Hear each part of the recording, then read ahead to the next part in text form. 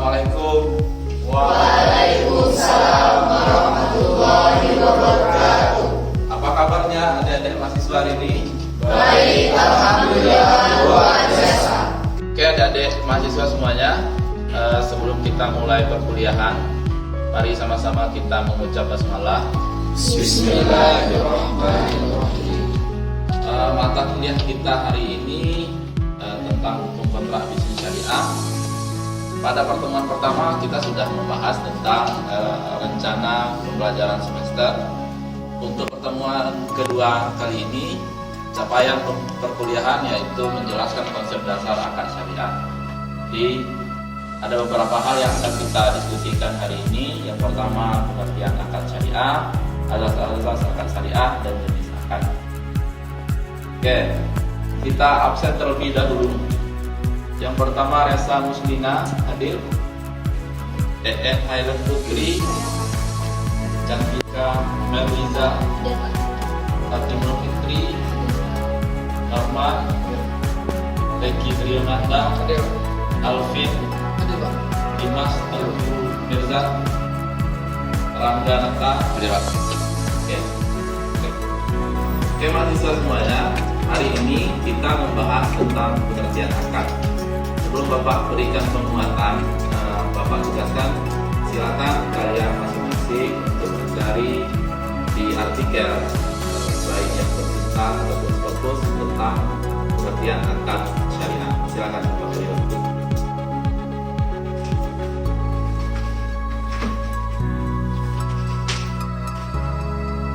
Bapak panggil satu-satu ya.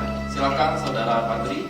Baik Pak, di sini yang saya temui di beberapa jurnal yang paling relevan yaitu pengertiannya akad syariah merupakan suatu perjanjian atau kontrak antara dua pihak atau lebih dalam dunia bisnis atau transaksi yang diatur oleh prinsip-prinsip syariat Islam. Akad ini memastikan bahwa transaksi dilakukan dengan jujur, adil, dan tidak melanggar nilai-nilai agama. Oke, sangat bagus sekali. Silakan untuk Saudara Reki. Oke Pak, menurut pengetahuan saya, berdasarkan yang saya cari, pengertian akad syariah adalah merupakan suatu perjanjian atau kontrak antara dua pihak atau lebih yang berlandaskan hukum Islam dengan tujuan untuk mencapai kesepakatan yang sesuai dengan prinsip-prinsip syariah. Oke, terima kasih. Ini Bapak tunjuk untuk yang perempuan, silakan.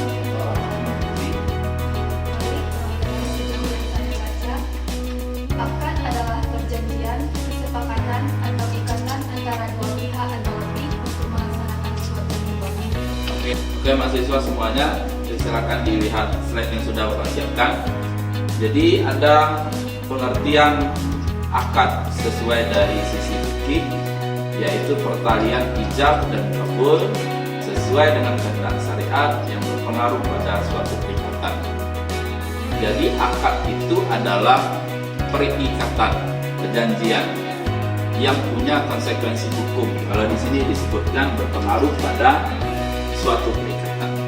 Oke, sekarang kita lihat perjanjian menurut pasal 1313 Kitab Undang-Undang Dasar. Suatu perjanjian adalah perbuatan di mana satu orang atau lebih mengikat dirinya terhadap satu orang yang lain. Pengertian akad syariah tadi ada bentuk konsekuensi hukum dari beberapa akad. Apa konsekuensi hukum tersebut? Ya, kita lihat di sini ya. Dalam bentuk transaksi jual beli, maka akibat hukumnya atau konsekuensi hukumnya adalah pemindahan kepemilikan dari satu pihak. Contohnya jual beli barang.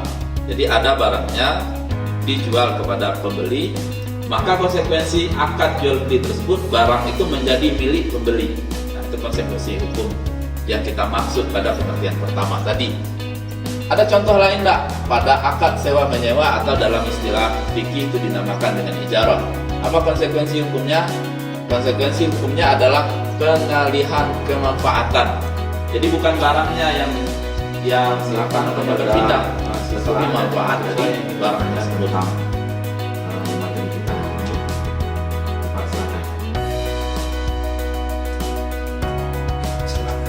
Silakan. Jadi Ini saya tanyakan Pak. Jadi Bapak sudah menjelaskan tentang akad jual beli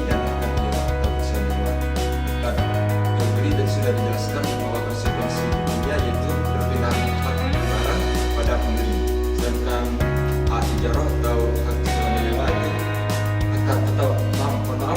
akad ijarah atau hak sewa menyewa itu adalah konsekuensi hukumnya perpindahan manfaat barang pada penyewa. Jadi pertanyaan saya, di saat pada masa penyewaan barang tersebut mengalami kerusakan, bagaimana penanggung jawabnya, penyelesaiannya? Oke, terima kasih. Jadi dalam akad ijarah, kita ulas sedikit ya. Dalam akad ijarah, konsekuensi dari akad tersebut adalah perpindahan hak guna kemanfaatan. Jadi bukan hak milik barang yang berpindah, tapi hak guna barang tersebut. Nah, sekarang ijarah itu masih dalam konteks jual beli, tapi bukan jual beli barang, tapi jual beli manfaat. Kalau jual beli manfaat, tentu setiap manfaat yang dijual harus bisa dipertanggungjawabkan. Kalau barang yang jadi objek ijarah tadi tidak bisa memberi manfaat, maka dia masih dalam tanggungan yang memberi sewa, yang menyewakan tadi. Jadi kalau kita analisis masalah tersebut, maka yang menjadi penanggung jawab seandainya barang objek sewa tadi rusak atau tidak bisa digunakan, dalam tanda kutip tidak bisa memberikan manfaat lagi, maka dikembalikan kepada si pemberi sewa tadi. Bapak ingin contohkan misalnya si Padri ini nyewa motor kan manfaatnya dikendarai kan, tetapi setelah 1 hari, padahal jangka waktunya adalah 1 minggu nyewa motor, setelah 1 hari motor tersebut mogok, tidak bisa digunakan lagi, maka Padri bisa pilih apakah minta ganti rugi atau dengan melanjutkan perjanjian kontrak atau dengan membatalkan kontrak tersebut. Nah, itu jawaban dari Bapak. Oke, sekarang untuk lebih memperdalam materi kita hari ini, Bapak bagi kelompok. Silakan, ini kelompok pertama dan kelompok kedua. Bapak kasih soal. Silakan dicatat. Oke. Kita sudah bahas pengertian akad. Sekarang akad itu kan bisa diwujudkan dalam bentuk lisan, bisa dalam bentuk isyarat, dan bisa dalam bentuk tertulis. Saat ini kan zaman sudah modern, ada dalam bentuk teknologi sekarang. Jadi bagaimana Anda menyikapi hal tersebut, dan silakan didiskusikan. Bapak beri waktu 2 menit. Silakan.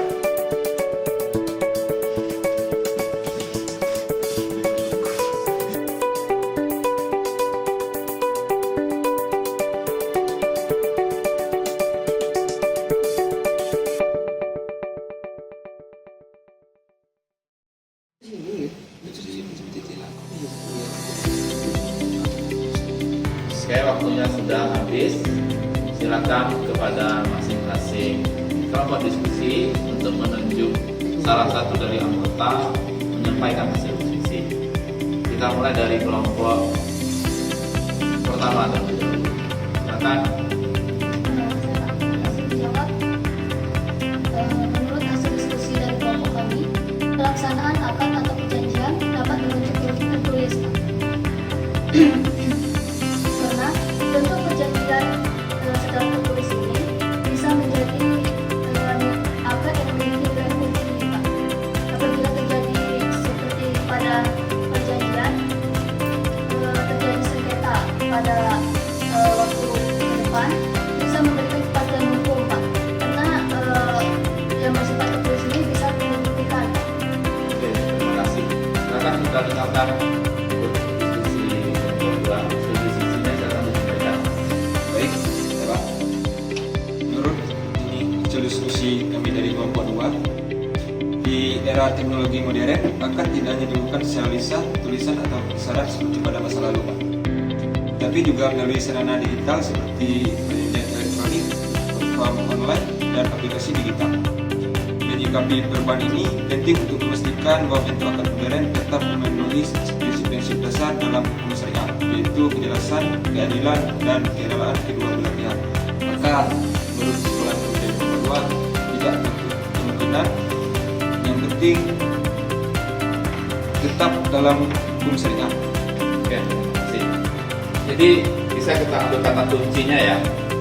Pada saat ini bentuk dari akad itu masih relevan lisan, isyarat, dan tulisan tertulis.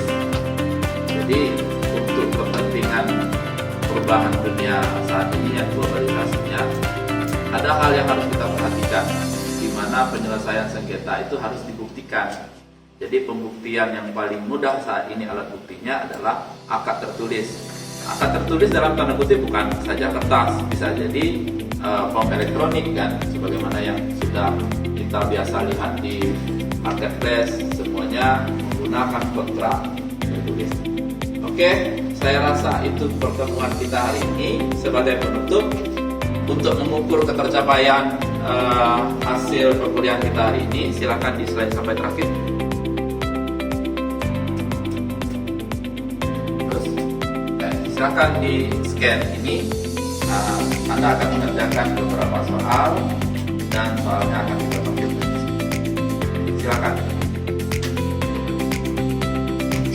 Scan.